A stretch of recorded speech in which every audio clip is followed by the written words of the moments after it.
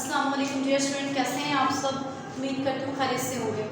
Student, आज हमने 9th biology का 3rd चैप्टर स्टार्ट किया हुआ है। प्रीवियस लेक्चर में हमने कुछ बात की थी 2 किंगडम क्लासिफिकेशन सिस्टम की और उसके कुछ ड्रॉबैक्स देखे थे। नेक्स्ट हमने बात की थी 3 किंगडम क्लासिफिकेशन सिस्टम की और उसके ड्रॉबैक्स देखे थे। अब हम उन ड्रॉबैक्स को 5 किंगडम क्लासिफिकेशन सिस्टम के अंदर first of all sort out करेंगे। तो पहला देखिए ड्रॉबैक था, पहले ई चैप्टर आया 1937 के अंदर। इन्होंने क्या किया, इन्होंने टर्म दिया है प्रोकैरियोट्स के और यूकैरियोट्स की कि प्रोकैरियोट्स क्या होते हैं, यूकैरियोट्स क्या होते हैं। फर्स्ट टाइम का टर्म है, ना तो 2 में यूज़ की गई ना 3 किंगडम क्लासिफिकेशन सिस्टम में यूज़ की गई। 2 को अरिस्टोटल ने दिया, 3 को अर्नस्ट हैकेल ने दिया और 5 के बारे में जो टर्म्स है प्रोकैरियोट्स और यूकैरियोट्स की वो यूज़ किया ई चैप्टर में। प्रोकैरियोट्स के अंदर आते हैं बैक्टीरियाज और यूकैरियोट्स के अंदर आते हैं प्लांट्स और एनिमल्स।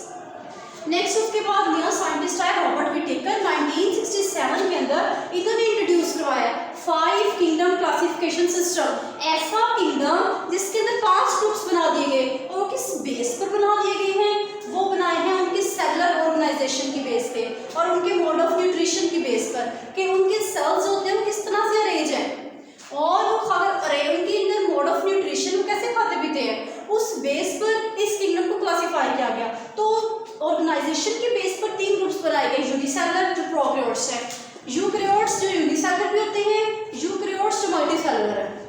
यूनिसेलुलर प्रोकैरियोट्स के अंदर आते हैं सारे के सारे प्रोकैरियोट्स यानी कि बैक्टीरिया, जो हम पढ़ चुके हैं प्रोकैरियोट्स है बैक्टीरिया।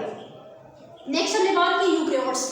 ऐसे यूकैरियोट्स जिसकी बॉडी सिर्फ एक सेल पे मुश्तमिल होती है वो हमारे पास आते हैं यूकैरियोट्स यूनिसेलुलर। और कुछ ऐसे जानदार यूकैरियोट्स जिनके अंदर बाज़ न्यूक्लियस होता है वो सारे के सारे मल्टी सेलुलर के अंदर उनको क्लासिफाई कर दिया गया, ग्रुप बंदी कर दी गई।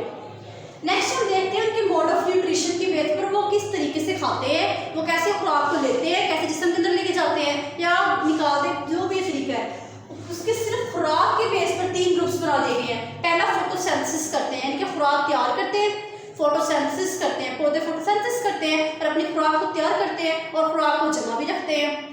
इस तरह इंजेस्ट यानी कि खुराक को निगल लेते हैं। कुछ होते हैं अब्जॉर्ब करके लेके जाते हैं, जैसे कि फंजाई होते हैं वो जो करते हैं खुराक को जिस्म के अंदर अब्जॉर्ब करके लेके जाते हैं। इस बुनियाद पर फिर उन्होंने क्या किया, इसे क्लासीफाई कर दिया 5 ग्रुप्स। 5 ग्रुप्स मेजर बना दिए गए हैं। किसने बनाए हैं, हमारे पास रॉबर्ट विटेकर ने।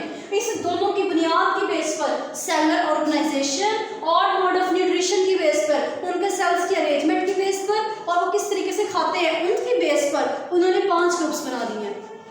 पहला है किंगडम मोनिरा, दूसरा है किंगडम प्रोटिस्टा, थर्ड है किंगडम फंजाई, फोर्थ है किंगडम प्लांटी और 5th है किंगडम एनिमेलिया। ये 5 ग्रुप बना दिए गए हैं जहाँ पे उन्होंने इसको क्लासिफाई कर दिया।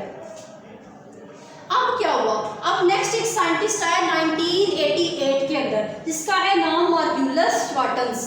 इसने क्या किया, इसने कहा कि जो रॉबर्ट विटेकर ने किंगडम दिया ना वो ठीक है, ठीक दिया उसने, बिल्कुल ठीक है, 5-6 ग्रुप बनाए हैं। लेकिन उसने कहा कि हम सिर्फ इतना इसको इसी तरह नहीं रखेंगे, उसके खुराक के बेस पर और उसके अंदर जो सेल्स के अरेंजमेंट की बेस पर उसे क्लासीफाई नहीं कर सकते, एक और कुछ थोड़ा एडवांस भी होना चाहिए। उसने उसको मॉडिफाई कर दिया। किस तरह मॉडिफाई किया, उसने कहा इसके अंदर जेनेटिक्स को भी यूज़ करना चाहिए, जो किंगडम्स बना दिए गए हैं उसकी बुनियाद जेनेटिक्स पे भी होनी चाहिए।